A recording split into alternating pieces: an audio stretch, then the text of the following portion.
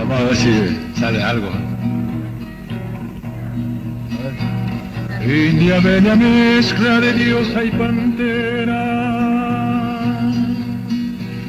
doncella desnuda que habita el Guairá.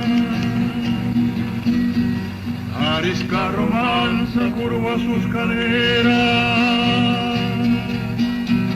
copiando una escoria azul Paraná. Montará sin manceba de la raza virgen Eva Bañatari.